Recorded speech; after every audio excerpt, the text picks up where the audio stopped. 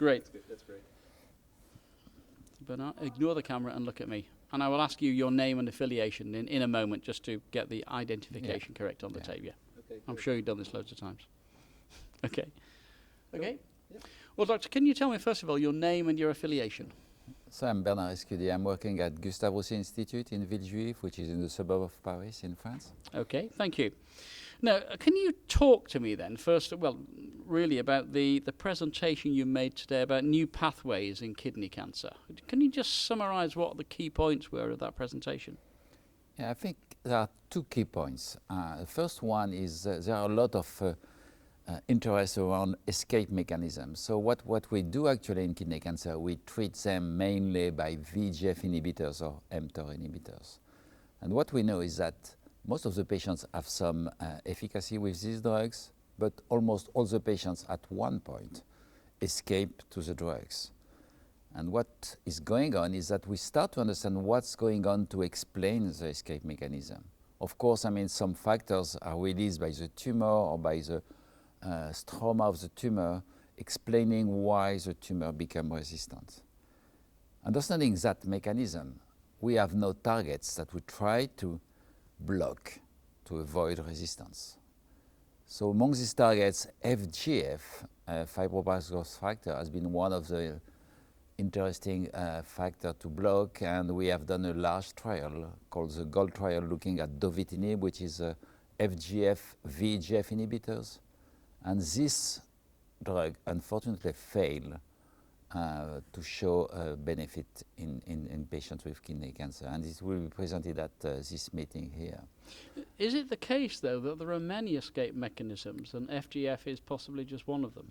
Yeah, absolutely. There are many mechanisms. FGF is one of them, IL-8, and a lot of factors are released by the tumor. And question is whether we should block one or the other one or many of them together. And I think at one point we'll probably find a way, I mean, to overcome this resistance. One of the important factors is c-Met, and that leads to the second pathway, which is quite important because c-Met is overexpressed in patients who receive VEGF inhibitors. So when the tumors progress, we have more expression of c-Met even in clear cell carcinoma, which is really a new knowledge, because usually, I mean, we were thinking that c-Met was an interesting pathway in papillary tumors. And now that we know that c-Met would be a good target, we have drugs which really block c-Met. One of them being cabozantinib, which is a very attractive drug, both in kidney cancer and in prostate cancer, because it blocks c-Met and VEGF. And the preliminary results of this drug in kidney cancer are quite promising.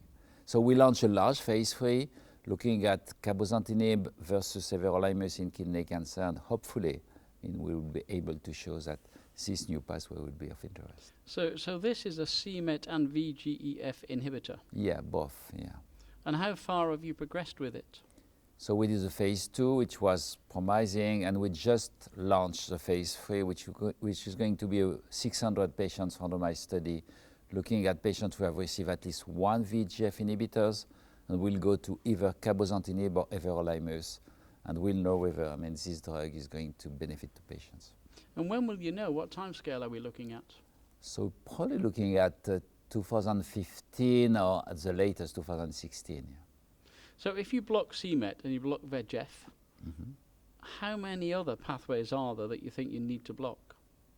Probably many others. And really the question is whether we should block them at the same time, sequentially, before VEGF, after VEGF. So that's still open question. But probably, I mean, we don't know yet the single pathway to block. So it's only probably part of the story. But it's probably going to improve outcome of patients.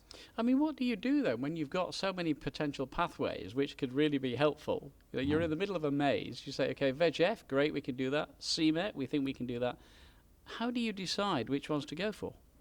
I mean, that's a good question. It's probably based on knowledge, scientific knowledge, and also of opportunity of having drugs and having company, I mean, happy to develop drugs in this setting. So we have a lot of candidates, and of course, I mean, science is one part, money and drug involvement, drug company involvement is also a second part. Now, you mentioned the resistance earlier in this interview. How many patients get resistance? So how many patients respond initially to a VEGF inhibitor and then develop resistance to it? So I would say that almost 100% develop resistance at one point. Question is, you have two types of resistance. One is intrinsic resistance, which means that whatever you do, I mean, the tumor is going to be resistant to VEGF inhibitors. And that's probably 15 to 20% of the patients. 80% of the patients are going to have some efficacy of VEGF inhibitors. Lot, small, but most of them will have some effect of the drug. And I mean, let's say after a median time of 1 year, they are going to start to escape to the VEGF inhibition. Was there anything else you talked about in your presentation, or have you summarized it really now? Yeah, I think there is another very interesting pathway, which is what we call targeted immunotherapy. So kidney cancer has been for a very long period of time the best model for immunotherapy. So IL-2 interferon vaccines have been tested in kidney cancer with small but very dramatic success in 5 to 10% of the patients.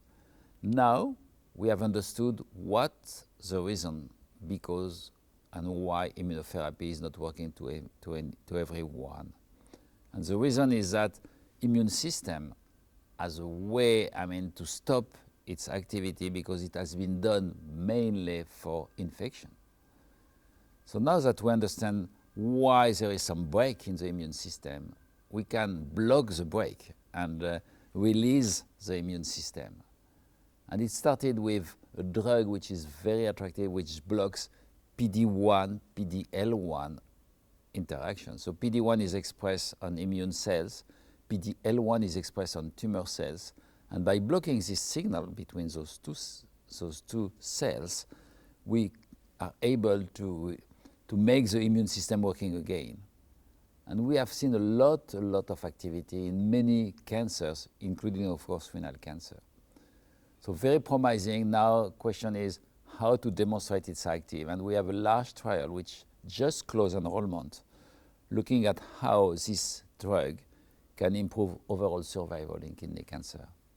So hopefully, we'll get the answer to this question next year, or at the latest 2015. So it's coming very shortly. Let me ask you one final question.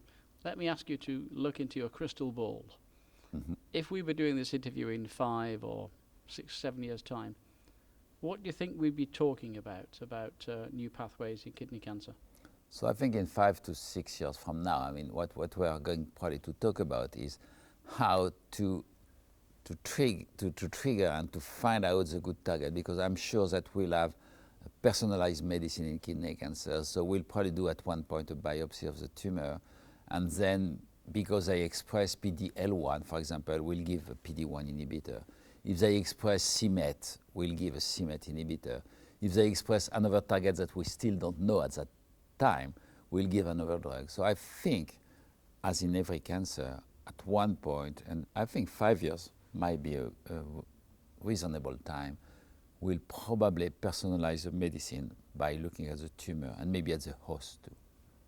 Great. Doctor, thank you very much for telling us. Okay. Thank you very much. Thank you. Thanks for your patience.